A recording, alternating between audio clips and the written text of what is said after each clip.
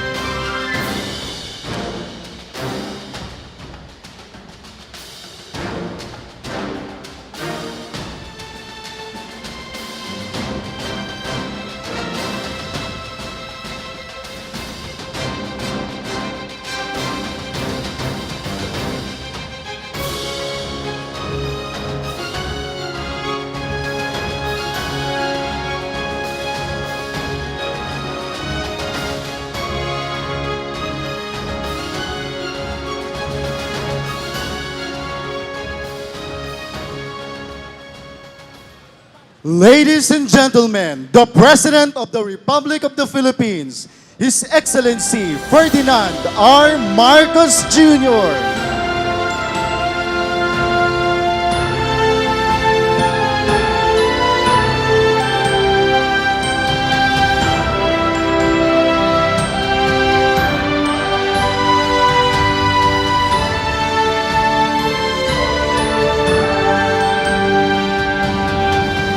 We may now be seated.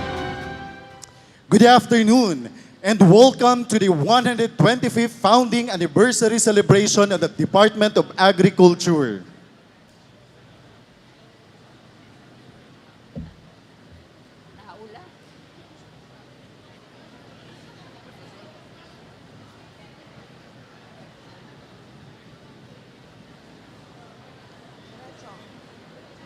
To begin our program, may we call on DA Senior Undersecretary Domingo Panganiban to give us his welcome remarks and introduction to our keynote speaker.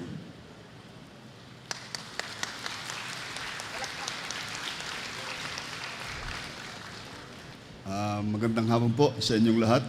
Good afternoon.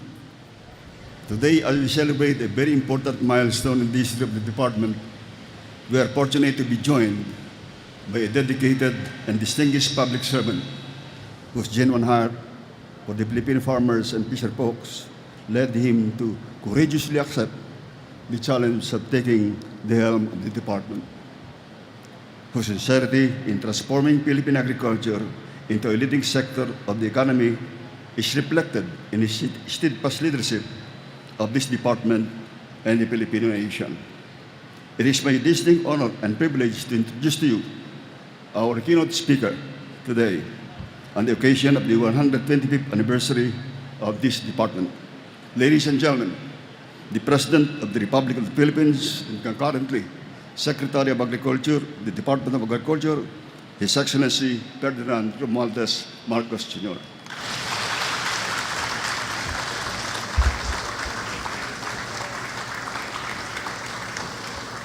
Thank you very much to our senior USEC, Ding Panganiban. Also with us here is Senator Cinta Villar na matagal nang ipinaglalaban ang agrikultura dito sa Pilipinas. And of course, yung hinahanap nila akala ko naghihiyaw na naman, parang rally na naman ito eh. Humihiyaw sila, akala ko ako na naman yung sikat. But of course, it is actually Congressman Sandro Marcos.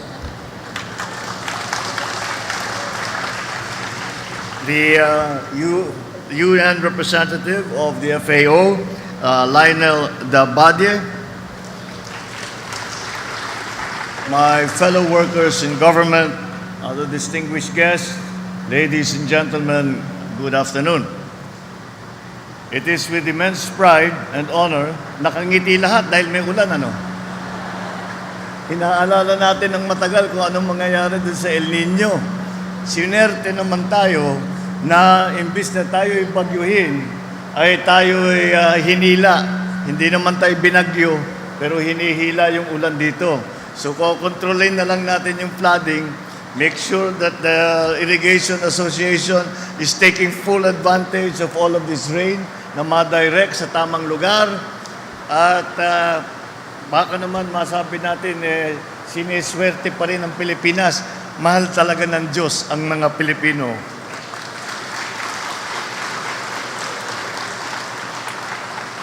It's with very great pride that I join all of you here today to commemorate the 125th founding anniversary of the Department of Agriculture.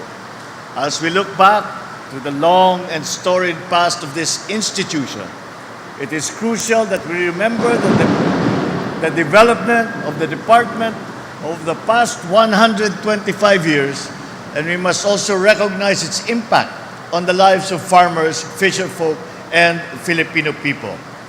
Starting as the Department of Agriculture and Manufacturing 125 years ago, the Department of Agriculture has seen the realization of many milestones, such as the implementation of the Masaganang 99 program, which made the country self-sufficient and a rice exporting country. The implementation of the Agriculture, Fisheries and Modernization Act of 1997. This mobilized rural development and modernization of the country's agriculture and fisheries sector, and the promotion of urban agriculture to address concerns on food supply during COVID-19 pandemic. So first of all, let me recognize kayo, ang ating mga kasamahan, fellow officials and employees of the Department of Agriculture, and all the attached bureaus and agencies for your lifelong dedication to serving and shaping our society into what it is today. If there is one thing that I had always recognized, I really came to realize this when I was governor of Ilocos Norte, and I was trying to promote some of the agricultural sectors, yung aquaculture namin, yung aming siyempre yung aming rice expansion, lahat ng ating ginawa na pati na sa pag-provide ng mga inputs. If there was one thing I learned at that time, ang dami talagang magaling na tao sa Department of Agriculture. At marami talaga na wala talagang iniisip at wala nang ibang ginagawa kundi makahanap ng paraan para pagandahin ang buhay ng ating mga magsasaka, para patibayin ang ating tinatawag na food supply. And that is why I am sure that the goals that we have set for ourselves in the next few years, that we have set for the Department of Agriculture in the next few years, are goals that we can achieve because we have all the different elements that are required.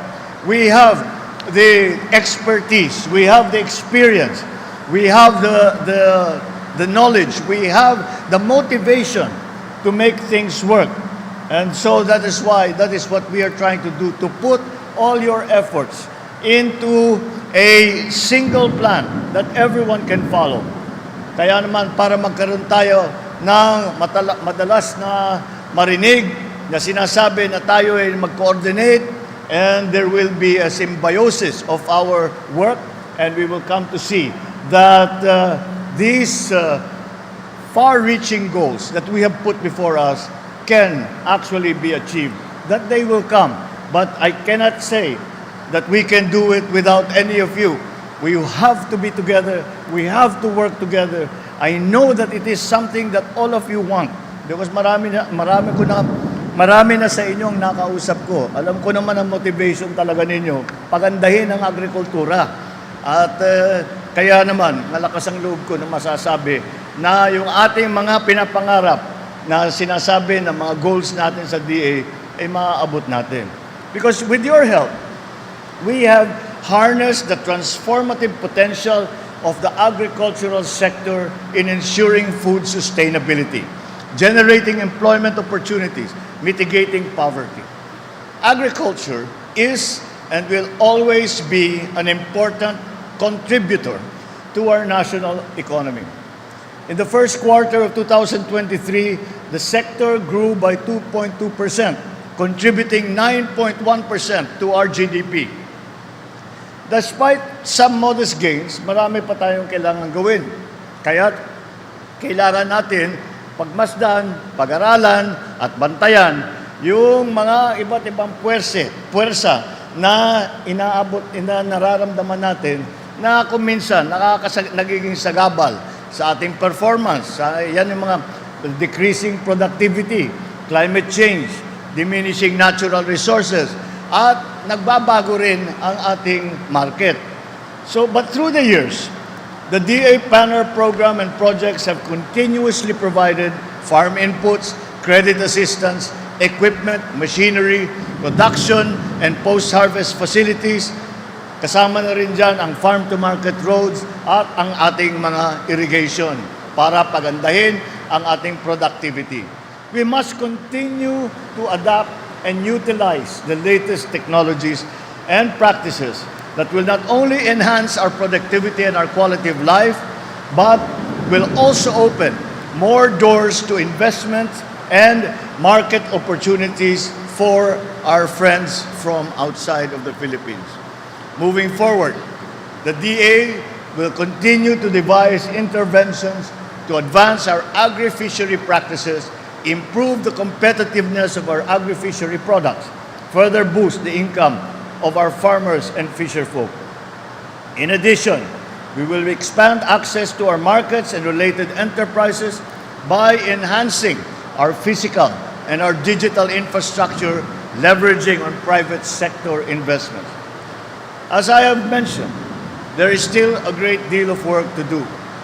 But it is on this note, I enjoin each of you to continue to exert all efforts to address the concerns of our sector so that we can achieve the goals we have set for ourselves, our sector, and for our country. Let us continue to engage in collaborative dialogue with experts, researchers, rural workers to solve the roots of the lingering problems. Learn and adopt climate-resilient and cutting-edge agricultural technologies so that we can be prepared for prospective contingencies. Through this, we can motivate more people, especially younger Filipinos, to toil to nourish our land and our seas, propelling the Philippines towards greater heights of security, prosperity, progress, and sustainability. So, as one department, let us continue to champion the well-being of our farmers, fisherfolk, and rural communities. Let us promote agricultural productivity and resilience while also maintaining environmental stability, and let us nurture inclusivity and pride in the noble work of feeding our people. We must realize how important the agri sector is to the Philippines, not only to our economy, but also to every single Filipino. We have all heard the issues of food supply, of food prices, of supply chain problems. And these are all of the things that we have to overcome if we are going to be able to say that the Department of Agriculture has achieved its ultimate goal in that we are able to provide to Filipinos all of the food supply, and isama na rin natin dyan, hindi na food supply lamang ang pinag-uusapan, that we are also able to provide the nutrition that we need to give to our people so we can say that the Philippines is a healthy country. Beyond that, beyond just the problems that we are facing in terms of providing adequate agricultural commodities to our people at the price that they can afford, is if you as you know, one of the great priorities of this administration is to pull out of the pandemic economy. And every analysis, kahit hindi magsasaka ang gagawa ng analysis, kahit na yung mga nasa bangko, kahit na yung mga World Bank, mga ADB, lagi nilang sinasabi, hindi aahon ang ekonomiya ninyo kung hindi gaganda ang agrikultura ninyo. Dahil lahat ng ating ginagawa sa ekonomiya ay pinagbabasihan ay ang matibay at masigla na agricultural sector. Ganun kahalaga ang trabaho ninyo. Ganun kaimportante, hindi lamang sa pagpakain ng tao, kung hindi sa pagpaahon ng Pilipinas pagkatapos ng pandemya. Let us always keep that in the back of our mind, so we will always remember that this work is not just something that you do because you cannot find another job, you cannot find another work. O sige, okay na lang, papasok tayo. Alalahanin natin lagi, napakalaki at napakahalagang bahagi ang ginagampanan ng agriculture sector, at ang pagpaganda ng agriculture sector ay kasama na yan, katumbas na yan ang pagpaganda sa Pilipinas. Kaya mabuhay ang kagawaran ng agrikultura, mabuhay tayong lahat. Maraming salamat sa inyo. Thank you, Mr. President. At this juncture, At this juncture, ladies and gentlemen, may we request His Excellency the President to kindly grant us a photo opportunity, sir. May we now call on stage all the executive committee members of the department on stage and our DA guest. May we request all regional executive directors to please prepare.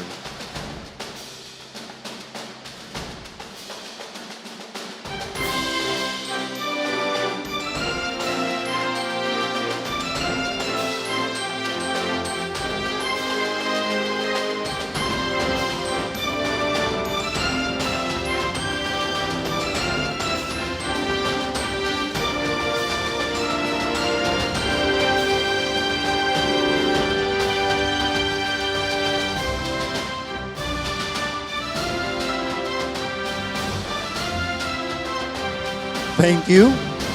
Please exit to your right. May we invite on stage all the regional executive directors.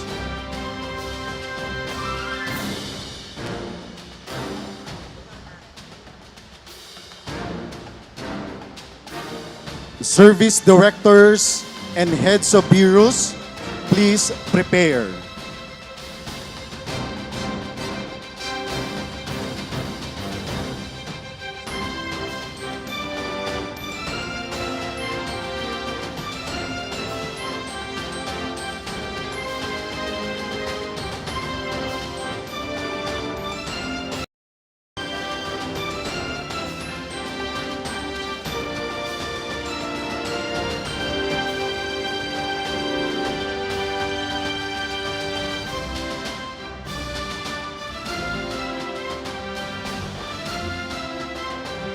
Thank you. Please exit to your right. May we request all service directors and heads of bureaus to please proceed on stage.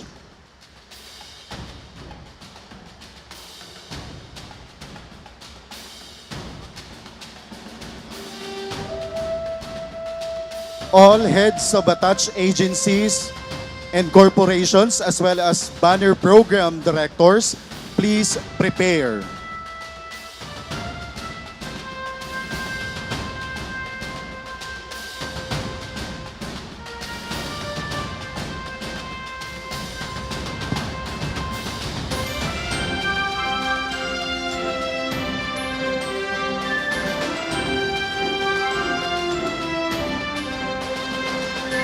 Thank you.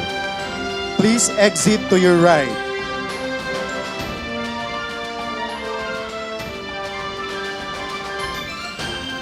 All heads of attached agencies, corporations, and banner program directors,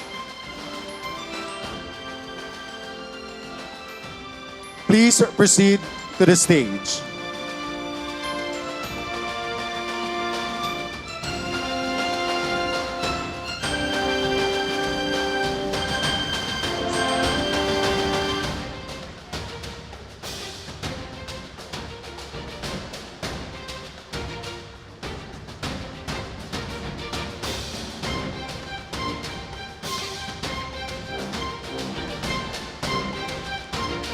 DA Loyalty Awardees first set, please prepare.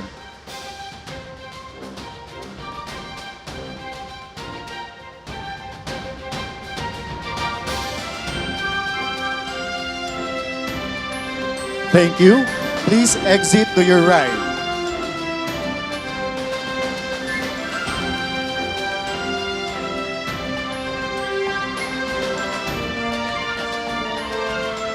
May we now request the first set of loyalty awardees on stage. The first set of loyalty awardees on stage.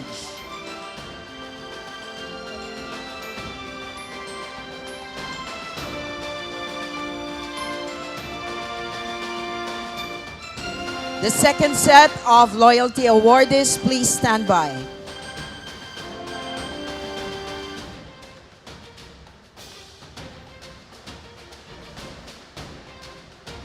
Thank you very much. Please exit to your right.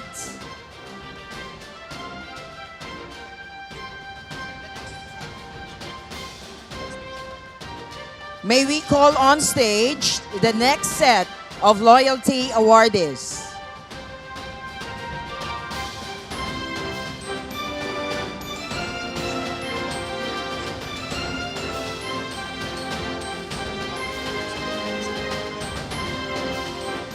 Please stand by the 125th Founding Anniversary Organizing Committee.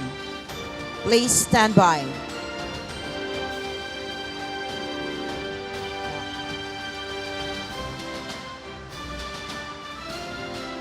Thank you very much. Please exit to your right. May we call on stage the 125th Founding Anniversary of the Department of Agriculture's Organizing Committee.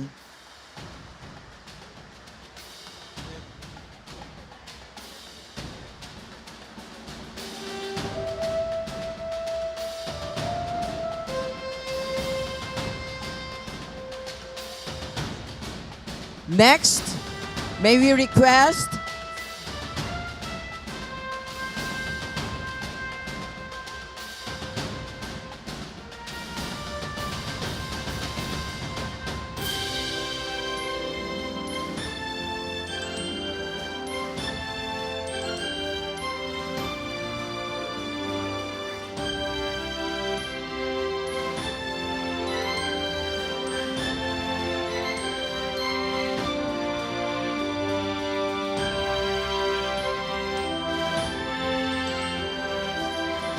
Thank you very much. You may now exit to your right. At this juncture, may we request the President to grant a group fee, a group photo. Mr. President, can we do that?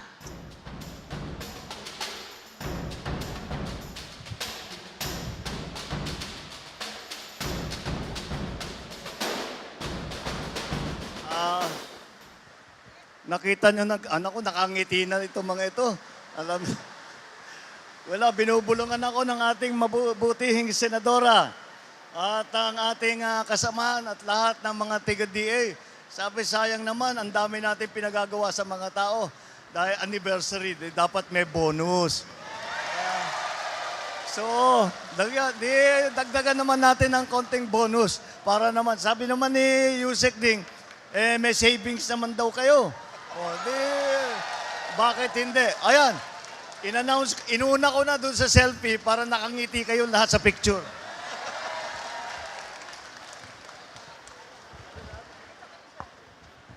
Thank you. Thank you, sir. Thank you so much, His Excellency, Mr. President.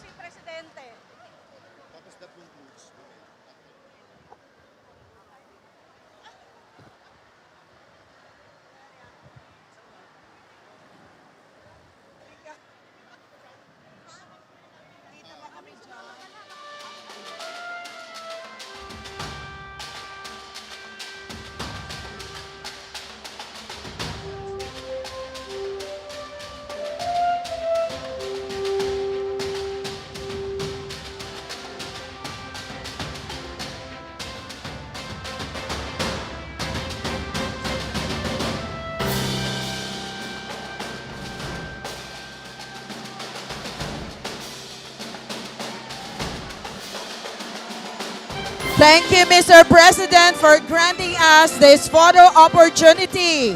Maraming pong salamat, Mr. President. That concludes our program for today. Once again, ladies and gentlemen, His Excellency Ferdinand Marcos Jr.